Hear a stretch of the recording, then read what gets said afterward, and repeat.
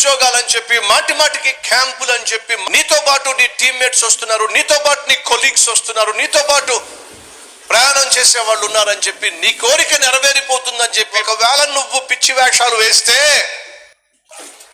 మోసపోవద్దు. దేవుడు వెక్కిరించబడు. మనుషుడు ఏం విత్తుతాడో దాన్ని కోయక తప్పడు. పోయిన వారం నేను ఒక అభాగ్యురాలు గురించి మీతో మాట్లాడాను. పాపం ఎన్నో కలలు కానీ ఆమె పెళ్లి చేసుకుంది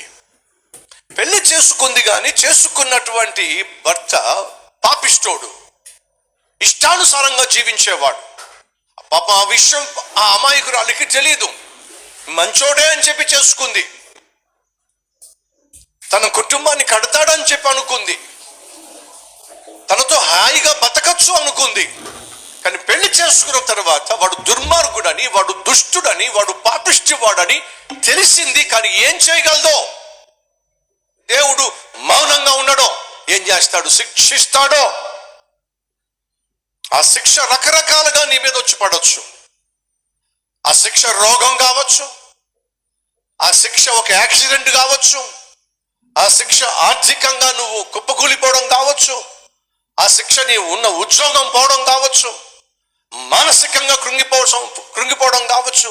రకరకాల విధానాల్లో దేవుడు నువ్వు నాశనం కాకూడదని, నీ కుటుంబం కూలిపోకూడదని శిక్షిస్తాడు. ఈరోజు నీ జీవితంలో ఏ శిక్ష గుండా వెళుతున్నావో ఒక్కసారి పరిశోధించుకో. ఆ అభాగ్యురాలు పెళ్లి చేసుకున్న తర్వాత తెలిసింది భర్త దుర్మార్గుడని. దేవుడు ఆ అవకాశం ఇచ్చి ఉంటాడు తన బ్రతుకును మార్చుకోలా. చూశాడు, చంపేశాడు. సహోదరులు సహోదరులు, బైబిల్ సెలవిస్తుంది, ఎన్నిసార్లు దేవుడు గద్దించినా నువ్వు లోబడకపోయినట్లయితే దేవుడు నిన్ను శిక్షిస్తాడు. ఎలా? హఠాత్తుగా శిక్షిస్తాడు. తిరుగు లేకుండా నువ్వు మళ్ళా తిరగబడకుండా శిక్షిస్తాడు. ఆ రోజు నీకు రాకుండా ఉండాలి అంటే ఈ రోజు నీ జీవితంలో ఉన్న లోపం ఏమిటో, పాపం ఏమిటో ఒప్పుకోవాలి.